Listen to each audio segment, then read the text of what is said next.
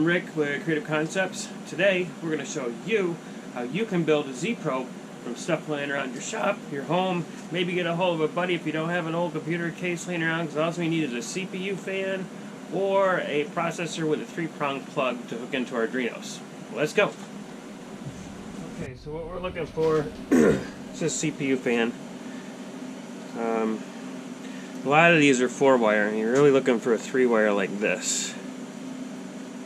We're only going to use 2 of those wires because the middle wire won't be used.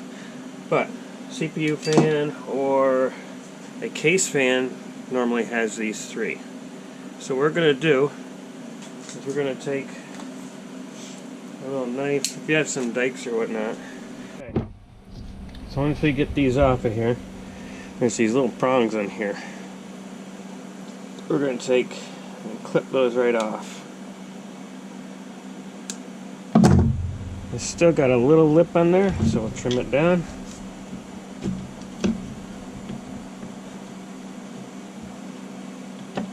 Which helps it have a sharper blade. I'm running low on time with work. I've been wanting to get this video out for a while. So now we got that edge right off of there. That's flat. So that'll plug in into your Arduinos. Perfect. So you're going to take some old wire, find an old power adapter, one of these on it. It doesn't have to be really thick wire, because all this is going to do is make a contact point. So when your bit contacts the metal plate, it closes the circuit and it tells your Bob, your Arduinos, and your universal G-code sender that that's where the 0 point is. So this is what I found that's going to be my base plate. This is just for stuff around the home. I do have a version with a 3D printer. I'll show that eventually later on. So we're going to take my favorite leftover parts from Bob. I'm sure everybody knows exactly what these are. Spent many times playing with them. So we're going to take the washer, put it on here, put the nut in here.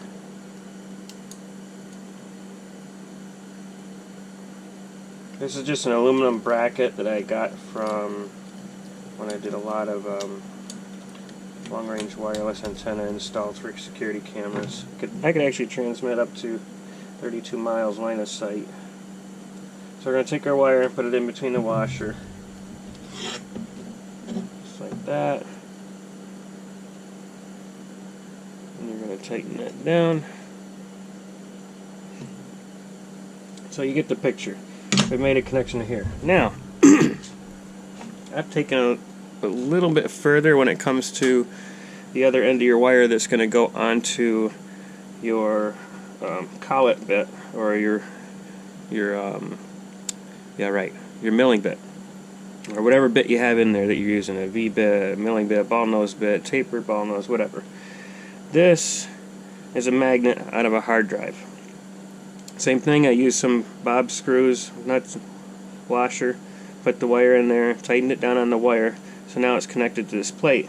So all you have to do is put that onto your Bob, and then when that bit comes down, we'll pretend this is our bit, it'll come down. As soon as it touches the plate, it makes contact.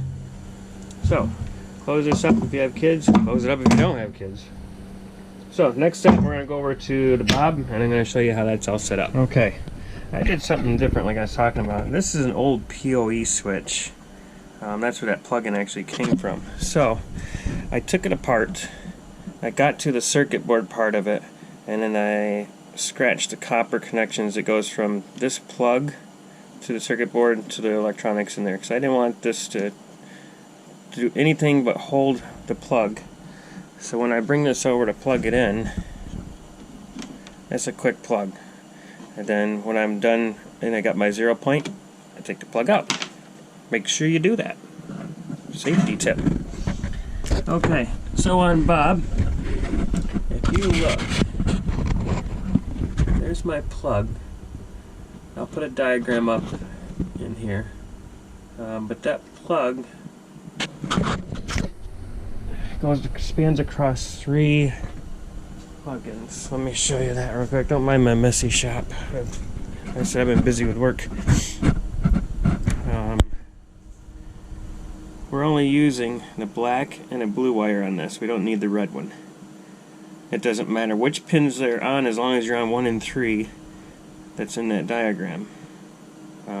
Because it doesn't conduct electricity through this, it's just making a connection. It's a switch is all it is. So we got that in there, and I ran it all the way through here to this. Next up, I'm going to go grab my laptop. I'm going to load up Universal G-Code Center and show you how it works and how you do it and how you set it up. Okay, so we're back to Bob. You want to measure your plate, the thickness, so you use a caliper, you measure that. This plate is 2.48 millimeters. We're going to put that on there. We're going to plug this in, and I'm going to stop you right here because we're not going to do that. We're going to do it safe. First thing we want to do, home Bob.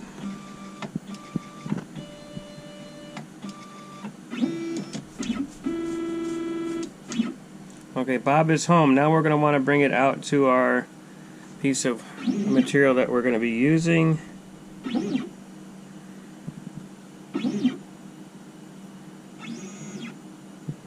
I'm just going to, I'll just set it up like I should.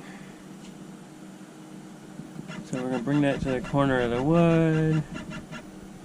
We'll bring it down. Eventually I'm going to make the Y and X. So we'll pretend we just did this like we normally do.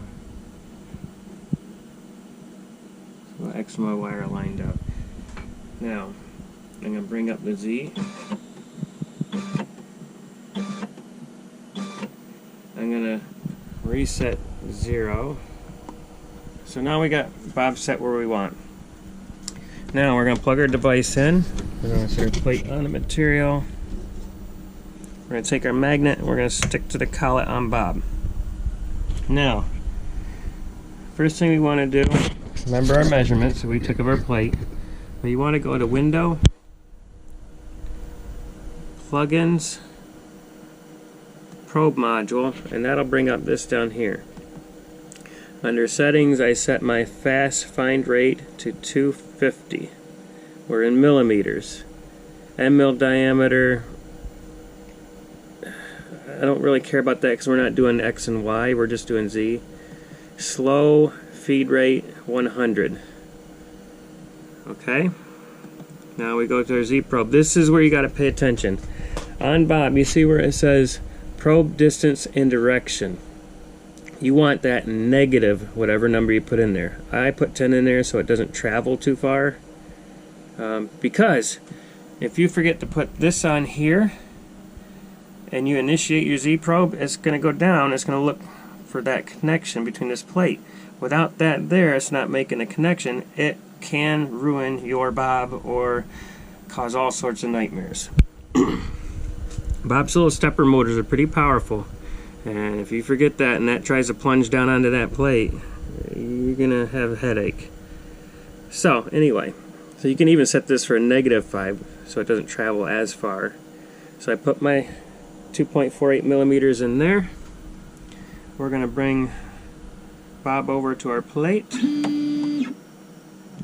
Now I'm going to hit Initiate Probe right there next to your -10 millimeters. But first I want to bring this down a little closer. They say you get a little more accurate measurement when you do. Okay, now I'm going to initiate probe. Everything is connected. Always double check. Connected, connected, connected. Underneath the bit. Initiate probe. That's all there is to it. Now, remember how we had already reset our 0? Well, it took those coordinates, unplug everything, remove everything. And now it just rewrote them. It left your Y and your Z alone, but it rewrote, or it left your Y and your X alone, I'm sorry, and it left your Z in a new position that should be right on the money. So now when we go return to 0, it should go right back to this corner and right within depth. Let me put our little GoPro down here. And I'm going to hit return to 0, and we're on the money.